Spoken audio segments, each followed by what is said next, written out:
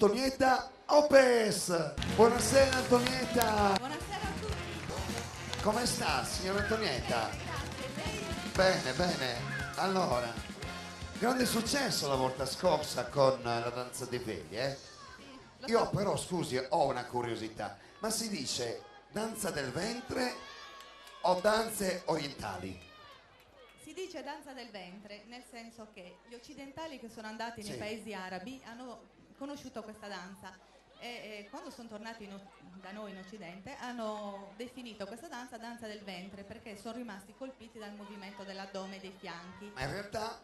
In realtà si può chiamare danza orientale, però io preferisco chiamarla danza del ventre. Bene. Col nome originario. Bene, allora la sua scuola si chiama Iside. Iside, sì, ci dove vi trovate al trovate? Jimmy Star e in via Livorno 32. Bene, via Livorno. E Però anch'io a fare la danza del ventre allora. Nei paesi arabi insegnano e danzano anche gli uomini, qui un po' meno.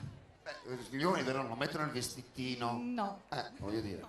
Allora andiamo a presentare la danza di Aladino. Iside, prego. Ecco a voi Teresa, Cristina, Luisa e Letizia.